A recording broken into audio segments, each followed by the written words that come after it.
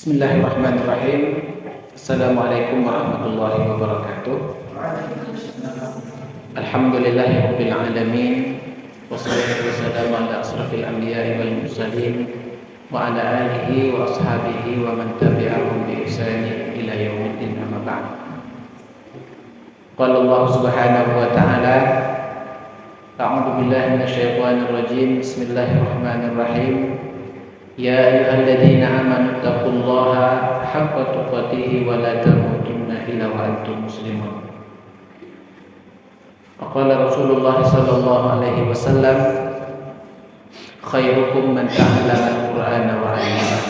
Atau kama qala sallallahu alaihi wasallam.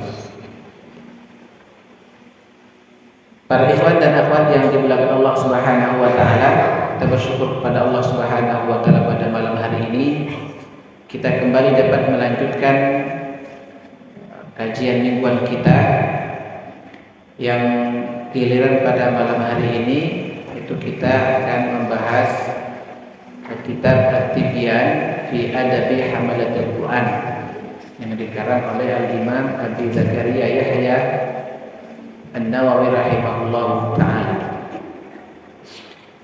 Pertemuan sebelumnya, para ikhwan dan akhwat yang Allah muliakan, kita telah menyebutkan tentang dalil-dalil tentang keutamaan bagi para pembaca dan penghafal Al-Quran. Dan malam hari ini kita akan menyebutkan fadlus syughuli bil Quran, keutamaan menyibukkan diri kita dengan Al-Quran, keutamaan menyibukkan diri kita dengan Al-Quranul Karim. Para ikhwan dan akhwat yang dimuliakan Allah Subhanahu wa taala, kata penulis, man saghalahu al-Quran wa dzikri an mas'alati a'taituhu afdhala ma utiya sa'ilin. Disebutkan oleh Imam An-Nawawi, sebuah hadis kursi, ya. Kata Allah Subhanahu wa taala, man saghalahu al-Quran, barang siapa yang disibukkan dengan Al-Quranul Karim. Yang pertama, wa dzikri, dan disibukkan dengan mengingatku, an mas'alati, dan disibukkan dengan meminta kepadaku, a'taituhu afdhala ma utiya sa'ilin, aku akan memberikan yang terbaik daripada yang aku berikan kepada orang-orang yang meminta kepadaku. Hadis ini menunjukkan bahwasanya para ikhwan yang dimuliakan Allah Subhanahu wa taala, keutamaan untuk seorang penuntut ilmu Al-Quran menyibukkan dirinya dengan Al-Quran, ya. Menyibukkan dirinya dengan Al-Quran dan menyibukkan dirinya dengan berzikir kepada Allah Subhanahu wa taala, dan menyibukkan dirinya untuk meminta kepada Allah Subhanahu wa taala, maka a'taituhu afdhala ma utiya sa'ilin, maka kata Allah Subhanahu wa taala dalam diskusinya, aku akan berikan yang terbaik dari apa yang aku berikan kepada orang-orang yang telah meminta kepadaku. Ini keutamaan yang disebutkan oleh Allah Subhanahu wa taala diskusinya, yang tidak diberikan kecuali oleh orang-orang yang menyibukkan dirinya dengan tiga hal tadi. Itu pertama, disibukkan dirinya dengan Al-Quranul Karim. Yang kedua, disibukkan dirinya dengan mengingat Allah Subhanahu wa taala, berzikir dan segala macamnya. Kemudian yang ketiga, disibukkan dirinya dengan meminta kepada Allah dengan permintaan-permintaan apa yang dia butuhkan. Terutama kita sebagai penghafal Quran, para ikhwan dan akhwat, mas santri dan santriwan dan santriwati, ini merupakan satu momen yang terbaik buat kita, yang memang momen ini tidak kita dapatkan kecuali kita berada di tempat-tempat lembaga penuntut ilmu Al-Quran seperti yang kita ada pada hari ini. Makanya ketika seandainya kita telah mendapatkan momen tersebut, kita telah mendapatkan kesempatan tersebut, kemudian kita tidak manfaatkan itu dengan sebaik-baiknya, maka kita termasuk orang-orang yang rugi, ya. Karena kata Nabi Sallallahu Alaihi Wasallam, kita tidak boleh iri kepada siapapun, Dan kita tidak boleh iri terhadap urusan-urusan yang bersifat duniawi, ya.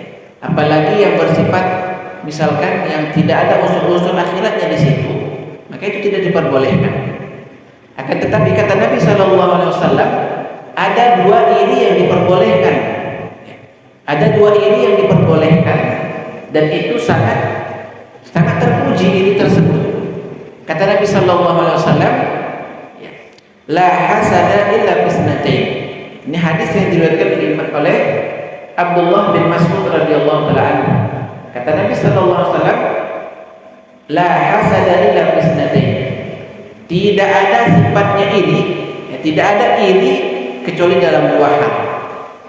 Tidak boleh iri kita kepada seseorang kecuali dua hal yang kita boleh iri kepadanya. Yang pertama kata Nabi sallallahu alaihi wasallam, rajulun atahullahu malan fasallatahu ala halakatihi bil haqq. Yang pertama yang kita diperbolehkan kita iri kepada jenis manusia pertama adalah seseorang yang Allah berikan dia Al-Qur'an, ya. Allah berikan dia harta, kemudian dengan harta tersebut dia gunakan untuk bersedekah dan berinfak dan menyantuni orang-orang yang membutuhkan. Ini iri yang pertama, yaitu seseorang yang Allah berikan dia harta, kemudian dengan harta tersebut dia habiskan seluruhnya hartanya untuk di dalam kebenaran. Ini yang pertama. Yang kedua, rajulun atahullahu hikmatan fahuwa ya'ti biha wa yu'allimuha. Seseorang yang Allah berikan dia hikmah. Hikmah itu adalah ilmu, baik ilmu Al-Qur'an maupun ilmu yang lain. Yang kita masukkan di sini adalah ilmu Al-Qur'an, ilmu yang berkenaan tentang akhirat, ilmu agama. Fahuwa ya'ti bihi, dan dia mengamalkan ilmu tersebut, kemudian mengajarkan ilmu tersebut. Karena memang dua ini poros terbaik bagi seseorang. Kata Nabi sallallahu alaihi wasallam, khairukum man ta'allama al-Qur'ana wa 'allamahu. Orang yang terbaik di antara kalian adalah orang yang belajar Al-Qur'an dan orang yang mengajarkan Al-Qur'an. Ya. Jadi sudah momennya dua inilah yang dibolehkan kita iri. Selain keduanya kita tidak diperbolehkan iri. Ya. Orang yang Allah berikan dia Al-Qur'an, kemudian dengan Al-Quran tersebut dia menjadikan Al-Quran tersebut untuk bangun malam, ya, untuk menjadikan Al-Quran sebagai kesibukan kesehariannya, maka ini merupakan kesibukan yang paling terbaik, kesibukan yang paling afdal, ya, dan tidak didapatkan oleh semua orang.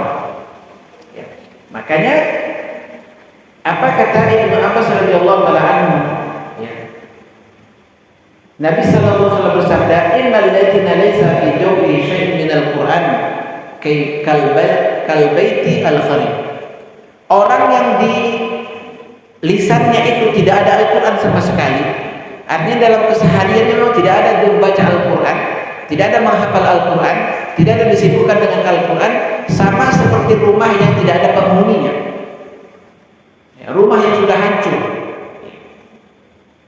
nggak ada penghuninya, ya. Sama seperti rumah yang tidak ada penghuninya ketika seseorang, kata Nabi sallallahu alaihi wasallam, ya, ketika di mulutnya itu atau di lisannya itu tidak ada Al-Quran, ya, maka sama seperti rumah yang sedang kosong, rumah yang sedang roboh, ya. Kita masih ingat para ikhwan dan akhwat yang Allah muliakan ketika tsunami Aceh, ketika gempa Palu, ketika gempa itu berakhir, ketika tsunami itu berakhir, maka kita perhatikan itu tempat-tempat yang dulu banyak penduduknya seperti tidak ada penghuninya sama sekali. Itulah yang diibaratkan dengan Nabi mengibaratkan ketika seseorang itu tidak ada Al-Quran di mulutnya, tidak ada baca Qurannya, ya, maka sama seperti rumah yang tidak ada penghuninya, rumah yang kosong. Makanya kata Allah lanjutan hadisnya, wa fadlu kalamillahi subhanahu wa ta'ala ala sa'iril kalam kafadlillahi ala khalqihi.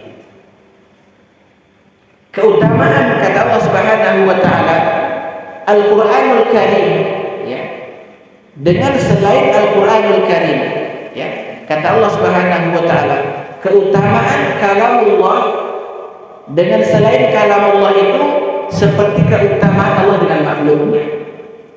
Apakah ada di antara manusia, di antara makhluk Allah Subhanahu wa taala yang menyamai keutamaan daripada Allah Subhanahu wa taala? Dan tidak ada. Begitulah perbandingannya seseorang ketika membaca Al-Qur'an dengan orang yang tidak membaca Al-Qur'an, maka perbandingannya seperti Allah dengan makhluknya. Ya. Makanya disebutkan dalam satu hadis yang lain bahwasanya Allah Subhanahu wa taala punya keluarga di permukaan bumi ini. Ya, punya keluarga. Dan disebutkan siapa keluarga Allah tersebut? Keluarga Allah di permukaan bumi ini adalah ahlul Quran wa khassatuhu. Yaitu orang-orang yang ahlul Quran dan orang-orang yang terkhusus di sisi Allah Subhanahu wa taala, itulah ahlul Quran. Makanya oleh karena itu kita momen-momen seperti ini kita hendaknya menjadi keluarga Allah yang di permukaan bumi ini. Hadis berikutnya dari Abdullah bin Umar Ibnu Al-As radhiyallahu taala anhu, an Nabi sallallahu alaihi wasallam qala, yuqalu li sahibil Quran, dikatakan kepada sahibul Quran, iqra wartaqi warattil kama kunta turattil fid dunya fa inna manzilataka inda akhir ayatin taqra'uha. Kata Nabi sallallahu alaihi wasallam kepada sahabat Al-Qur'an, baca ya, iqra wartaqi, kemudian naiklah, warattil dan bacalah kama kunta turattil fid dunya, sebagaimana engkau membacanya di dunia.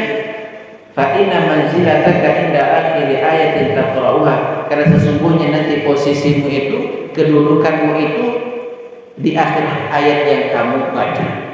Artinya kita mendapatkan kedudukan yang mulia di sisi Allah Subhanahu wa taala akhir daripada ayat yang kita hafalkan. Makin banyak kita punya hafalan, makin banyak kita mengamalkan Al-Qur'an yang ada sama kita hari ini, maka makin tinggi kedudukan kita di sisi Allah Subhanahu wa taala. Ya, makin tinggi kedudukan kita di hadapan Allah Subhanahu wa taala. Hadis ini ya, Parifat dan Allah Subhanahu wa taala menunjukkan keutamaan bagi orang yang menyibukkan diri dengan Al-Qur'an. Makin banyak dia baca Al-Qur'an, makin banyak dia baca Al-Qur'an, makin tinggi kedudukannya di mata Allah Subhanahu wa taala. Kemudian an Suhail bin Mu'adz an abihi radhiyallahu anhu anna Rasulullah sallallahu alaihi wasallam qala, man qara'a al-Qur'an, barang siapa yang membaca Al-Qur'an, wa amila bima fihi, kemudian mengamalkan apa yang ada di dalam Al-Qur'an tersebut, albasahullahu walidayhi tajan, Allah akan memakaikan untuk kedua orang tuanya itu mahkota. Yaumal qiyamah, pada hari kiamat, dawu ahsanu min dawis syamsi, yang mana cahaya daripada apa tadi, mahkota tadi lebih baik daripada cahaya matahari. Fi buyuti dunya, di rumah dunia ini. Fama dhannukum billadzi amila bihadza, maka bagaimana ya dengan orang-orang yang mengamalkan Al-Qur'an?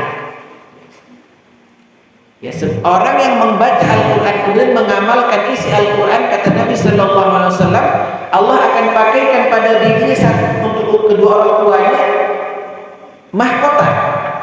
Ya, mahkota pada hari kiamat nanti, yang mana mahkota tersebut cahayanya, kata Nabi sallallahu alaihi wasallam, lebih menarik lagi daripada cahaya matahari di siang hari. Itu orang-orang yang menghafalkan Al-Quran dan mengamalkan Al-Quran. Ya, makanya para ikhwan dan akhwat yang Allah muliakan, Al-Quran yang kita hafal hari ini, hendaknya kita berusaha untuk mengamalkan apa yang terkandung di dalam Al-Quran tersebut. Makanya kita memberikan selain Al-Quran yang menjadi kekhususan program kita di Rumah Quran Ibnu Hasan ini, kita juga berusaha untuk memahamkan santri dan santriwati dengan ilmu-ilmu yang lain, seperti ilmu tentang adab-adab dalam menghafal Al-Quran, adab-adab tentang Al-Quranul Karim, agar seorang santriwan dan santriwati dia mengerti betul bagaimana dia harus beradab dengan Al-Quran. Dia mengerti betul bagaimana saatnya dia menyibukkan dirinya dengan Al-Quran, sehingga kesehariannya dia disibukkan dengan Al-Quran dan disibukkan dengan Al-Quran. Terus terang para ikhwan dan akhwat yang Allah muliakan, santriwan dan santriwati yang Allah muliakan, kesibukan kita di sini, ya, kesibukan kita dengan Al-Quran di rumah Quran kita ini, ya, kita cintai ini, para ikhwan yang Allah muliakan, itu tidak cukup dengan hanya waktu-waktu yang sudah diberikan oleh pengasuh di pondok pesantren ini, di rumah Quran ini. Saya sudah sering mengatakan dalam perkumpulan-perkumpulan kecil dengan santriwan dan santriwati, mungkin pernah juga saya sampaikan.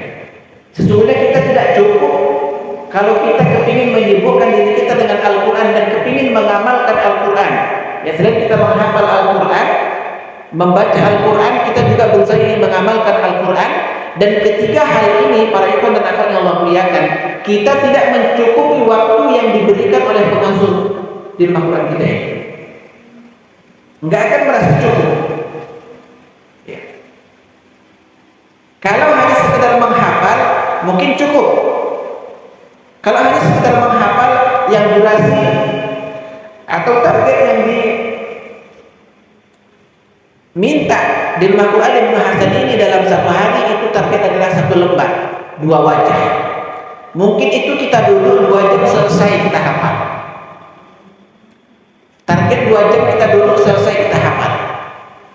Akan tetapi perifadah yang Allah muliakan, kalau selainnya kita gunakan bukan untuk Al-Quran, maka sesungguhnya kita tidak cukup waktunya. Karena selain kita hafal, kita butuh memurojaahkan hafalan kita. Kemudian kita butuh mengamalkan Al-Quran yang kita baca. Sehingga mungkin kalau kita cari-cari waktu nggak akan cukup. Nggak akan cukup. Makanya sebaik-baik orang yang berinteraksi dengan Al-Quran adalah orang yang menyibukkan diri selalu dengan Al-Quran. Ada kesempatan dia sibukkan dirinya dengan Al-Quran, bukan dengan yang lain. Sehingga ketika dia kembali ke rumahnya, kembali ke orang tuanya, sempat dia bisa mendudukkan di hadapan orang tuanya sekian juz. Alangkah bahagianya orang tua. Hilang semuanya kelemahan-kelemahan, hilang semuanya beban-beban, hilang semuanya kecapean untuk orang tua kita yang telah mengeluarkan uang untuk kita selama di sini. Makanya para ikhwan dan akhwat yang Allah muliakan, hendaknya sibukkan diri kita semaksimal mungkin dengan Al-Quranul Karim, sebisa mungkin dengan Al-Quranul Karim, selama momen itu mesti kita dapatkan. Karena terus terang memang para ikhwan dan akhwat yang Allah muliakan, untuk menyibukkan diri kita dengan Al-Quranul Karim, untuk mengkhususkan diri kita dengan Al-Quranul Karim, menghafal, membaca, murojaah, mengamalkan Al-Quran, itu merupakan pekerjaan yang sangat berat. Pekerjaan yang membutuhkan kekuatan iman. Karena kalau iman kita nggak kuat, mungkin kita hanya bertahan 1, 2, 3, 4, 5 hari atau 1 bulan, 2 bulan. Setelah itu merasa lelah kita menghafalnya, merasa lelah kita memurojaahkannya, merasa lelah kita untuk membacanya. Akhirnya kita mencari alasan ini dan itu, akhirnya kita enyah kaki kita dari sini. Karena memang bukan perkara yang mudah dalam menghafal Al-Quran. Menghafalnya mudah, menjalaninya bukan perkara yang gampang. Menghafal Al-Quran itu mudah. Karena Allah sudah sebutkan dalam Al-Quran sampai beberapa kali. Wa laqad yassarna al-Qur'ana lidzikri fahal min mudzakir. Dalam surah Al-Qamar. Dan sungguh kami telah mudahkan Al-Quran ini untuk diingat. Maka apakah mau orang yang berpikir? Maka menghafal itu cukup mudah. Akan tetapi melalui proses menghafal ini cukup sulit. Melalui untuk menempuh jalur ini bukan perkara yang gampang. Kecuali orang-orang yang Allah berikan pada dirinya kenikmatan dan kelezatan dalam berinteraksi dengan Al-Quranul Karim. Ya. Jadi para santriwan dan santriwati yang dimuliakan Allah Subhanahu wa taala, ya. Allah Subhanahu wa taala memerintahkan kita. Dan Nabi selalu memerintahkan kita untuk selalu membaca Al-Quran, karena nanti hati kita yang telah kita isi dengan Al-Quran ini tidak akan diadab oleh Allah Subhanahu wa Ta'ala. Hati kita yang telah kita isi dengan Al-Quran ini, ya, ikhwan dan akhwat, perlu kita perhatikan, Al-Quran yang sudah hati kita ini yang sudah kita isi dengan Al-Quran itu tidak akan diadab. Sebagaimana kata Nabi Sallallahu Alaihi Wasallam dalam hadis yang diriwayatkan oleh Abdullah bin Mas'ud radhiyallahu taala anhu, Nabi Sallallahu Alaihi Wasallam berkata, "Iqra'ul Quran", bacalah Al-Quran, kata Nabi Sallallahu Alaihi Wasallam, "Fa inna Allah Ta'ala la yu'adhibu qalban wa'iyal Quran." Al-Quran. Bacalah Al-Quranul Karim, karena sesungguhnya Allah tidak akan mengadab hati, ya, yang berinteraksi dengan Al-Quran. Wa inna hadzal Quran ma'dubatullah. Subhanallah. Kita perhatikan. Karena sesungguhnya Al-Quran ini ma'dubatullah, merupakan hidangan Allah Subhanahu wa Ta'ala. Seharusnya bagi seorang muslim ketika sudah diberikan hidangan oleh Allah Subhanahu wa Ta'ala yang paling lezat, hendaknya dia menikmati hidangan tersebut. Bagaimana seorang mukmin, seorang santri yang mungkin makan, kalau di pondok pesantren itu makan hanya tempe dan kangkung. Mungkin dapat tempe 1 lembar, kangkungnya mungkin dapat cuma 1 sendok. Begitu dia keluar mendapatkan jamuan dari orang-orang luar, di situ segala menu ada di situ semuanya, sudah dihidangkan semuanya. Kita nggak bisa membayangkan bagaimana lahapnya sampai itu makan. Ada dendengnya, ya, ada bermacam-macam sayurannya, lahap dia makan. Nah, ini Allah mengatakan fa inna hadzal Qur'ana ma'dubatullah. Al-Qur'an ini merupakan hidangan Allah Subhanahu wa Ta'ala bagi orang-orang yang beriman. Faman dakhala fihi, barang siapa yang masuk ke dalam hidangan tersebut, fahuwa aminun, maka dia aman. Wa man ahabbal Qur'ana, barang siapa yang mencintai Al-Quran ini, falyubshir, maka hendaknya dia bergembira. Jadi barang siapa yang mencintai Al-Quran dan masih menemui atau menyantap hidangan Allah ini, maka hendaknya dia bergembira, kata Allah, kata Nabi Sallallahu Alaihi Wasallam. Jadi kita sudah dihidangkan ini oleh Allah ma'dubatullah ini, Al-Quran ini. Maka hendaknya kita setelah dihidangkan hidangan ini, maka kita nikmatilah hidangan-hidangan tersebut, ayat demi ayat, agar kita mendapatkan keutamaan tersebut. Ya.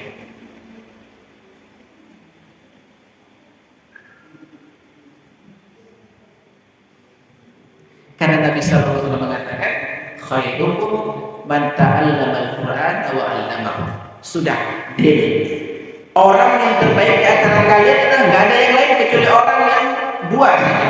Orang yang belajar Al-Quran dan orang yang mengajarkan Al-Quran. Maka Masya Allah, berikan rasa Allah muliakan. Kalau dilihat, berikan dan Allah muliakan. Kalau kita merasakan, dan ini biasanya kita rasakan, sesekali kita rasakan, walaupun mungkin tidak setiap hari karena keimanan kita kadang-kadang naik turun. Ada waktu-waktu tertentu kita membaca Al-Quran atau menghafal Al-Quran terasa nikmatnya luar biasa. Ada waktu-waktunya, ada momen-momennya. Ya. Kok terasa nikmat ini ketika membaca Al-Quran? Terasa nikmat ketika menghafal Al-Quran. Ya. Nah, ketika momen itu ada, ketika momen itu datang pada diri kita, ikhwan dan akhwat yang Allah muliakan, maka bergembiralah, maka pertahankanlah perasaan kita tersebut. Karena memang ada waktu-waktunya.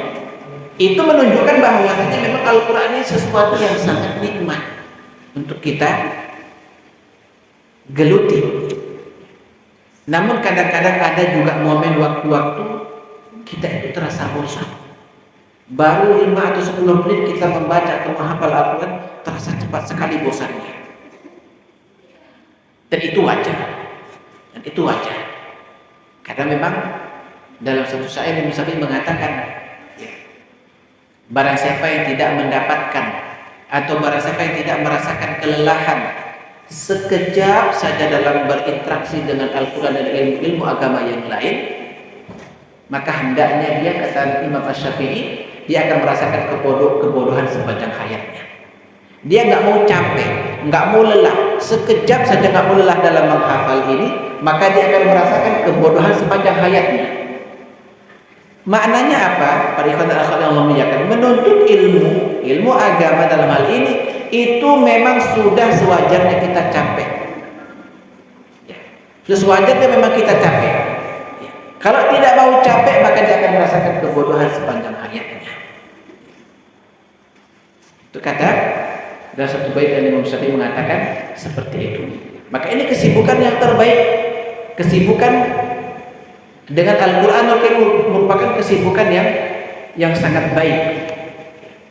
Karena ini tidak kita dapatkan kecuali di tempat-tempat seperti ini nanti. Ketika nanti kita pulang ke rumah kita masing-masing, para ikhwan dan akhwat Allah muliakan, kita akan mendapatkan, bisa kita perhatikan berapa jam atau berapa tahan kita bisa membaca Al-Quran dalam satu hari. Berapa lama kita bisa baca Quran dalam satu hari? Mungkin nanti kalau kita di rumah kesibukan kita itu terlalu banyak, maka kemungkinan bisa dalam satu hari kita tidak ada berinteraksi dengan Al-Quran Al-Karim. Jadi di momen di sini telah Allah hidangkan kepada kita, maka kita nikmati hidangan-hidangan tersebut.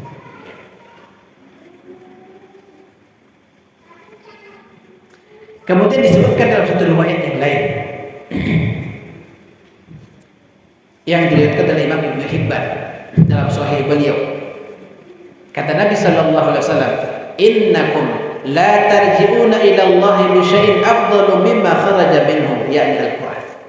Sesungguhnya kalian, kata Nabi sallallahu alaihi wasallam, tidak akan kembali kepada Allah dengan sesuatu yang paling baik kecuali kembali kepada Allah itu dengan Al-Quran Al-Karim. Innakum la tarji'una ila Allah bi syai'in afdalu mimma kharaja minhu, yakni Al-Quran. Sesungguhnya kalian tidak kembali kepada Allah dengan sesuatu yang paling baik kecuali kembali kepada dengan Al-Quran Al-Karim. Ya. Jadi kita kembali kepada Allah dengan Al-Quran Al-Karim. Dari Abi Sa'id Al-Khudri radhiyallahu taala anhu ra'a ru'yan. Dari Abu Sa'id Al-Khudri, dia mengatakan bahwa dia pernah satu kali bermimpi annahu yaktubu shad, dia sedang menulis satu huruf, kalau itu kalimat shad, ya. Falamma balagha ila sajadatiha qala, ya. Ketika dia sudah sampai, ya, ke ayat itu, ra'a dawatan wal qalam, ya, dia melihat tinta dan qalam. Kullu syai'in yahduruhu inqalaba sajidan. Semuanya itu datang kepadanya dalam keadaan bersujud. Qala qasastuha ala Nabi sallallahu alaihi wasallam. Kemudian aku menceritakan itu kepada Nabi sallallahu alaihi wasallam, falam yazal yasjudu laha. Maka Nabi sallallahu alaihi wasallam bersujud dengannya. Artinya para ikhwan dan akhwat yang Allah muliakan, Imam Abu Sa'id Al-Khudri ketika dia melihat dalam mimpinya dia sedang menulis shad, ya, maka dia mendapatkan dawabat wal qalam, ya, semuanya bersujud kepadanya. Maka Abu Zar mengkabarkan ini kepada Nabi sallallahu alaihi wasallam, maka Nabi pun sujud, ya, dengan ayat tersebut. Ini menunjukkan bahwasanya kemuliaan Al-Qur'an yang dibacakan kepada seseorang itu menjadi kemuliaan bagi dirinya, ya, bagi dirinya. Dalam hadis lain dari Imam Ahmad radhiyallahu taala anhu dalam sahihnya dari Ibnu Abbas radhiyallahu taala anhu, qala jaa rajulun ila Rasulillah sallallahu alaihi wasallam, qala ya Rasulullah. Ketika ada seorang laki-laki datang kepada Nabi sallallahu alaihi wasallam, dia mengatakan, ya Rasulullah, inni ra'aitu fi hadhihi lailah fi ma yara naim. Aku melihat pada malam hari ini apa-apa yang dilihat oleh orang-orang yang sedang tertidur. Ka'anni usalli khalfa syajaratin. Seakan-akan aku sedang tidur di samping sebuah batu. Ya. Fara'aitu ka'anni qara'tu sajadah. Seakan-akan aku sedang membaca surat sajadah. Fara'aitu syajarah kullaha tasjudu li sujudi. Maka ketika aku membaca surat sajadah, seakan-akan semua pohon itu bersujud dengan sujudku.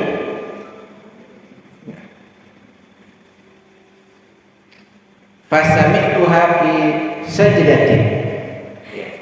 Kemudian aku mendengarkan dalam sujud tersebut, wahiya taqul, dan semua pohon-pohon ini mengatakan, Allahumma aktub li indaka ajran. Ya Allah, tetapkan bagiku di sisimu pahala. Waj'alha li indaka dhukhran, dan jadikan bagiku ini sebuah kemuliaan. Wada'anni biha wizran, dan letakkan ini bagi diriku sebuah satu kesibukan. Waqbalha minni kama taqabbaltu min indika dawaan, sebagaimana telah aku menerima darimu ini sebuah penawar hati buat diriku, sebagai ketenangan bagi diriku. Artinya para ikhwan dan akhwat yang Allah muliakan, ya, ini doa yang ketika disebutkan oleh Nabi sallallahu alaihi wasallam dalam sebuah mimpi yang disebutkan dalam hadis ini, seakan-akan semuanya pohon itu menunjukkan berdoa seperti itu. Ya Allah, terimalah dariku, ya Allah, jadikan ini merupakan kebaikan untukku.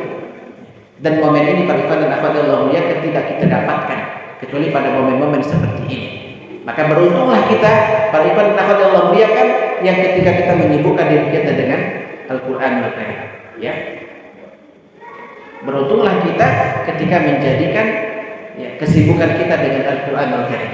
Karena sesungguhnya kesibukan itu, ya, akan menjadikan kita atau akan memuliakan kita di hadapan Allah Subhanahu wa ta'ala. Ini yang bisa kita sebutkan pada malam hari ini, karena kita sudah masuk pada bab yang kedua, yaitu tentang fitarjihil qiraati wal qari ala ghayriha. Ini keutamaan, ya, para penghafal Quran dengan orang-orang yang bukan penghafal Al-Quran. Sekian yang bisa kita sampaikan tentang dalil-dalil tentang kesibukan atau keutamaan menyibukkan diri dengan Al-Quran.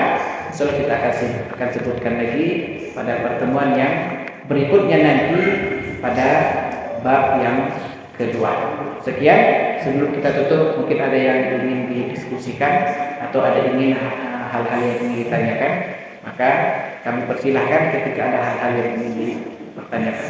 Ya, silahkan. Semoga apa yang kita sampaikan dapat menjadi bekal buat kita untuk kita tetap bersabar dan menyibukkan diri kita dengan Al-Quran. Sekian, kita tutup dengan doa kafaratul majlis. Subhanallah wa bihamdika, asyhadu an la ilaha illa anta, astaghfiruka wa atubu ilaik. Wassalamualaikum warahmatullahi wabarakatuh.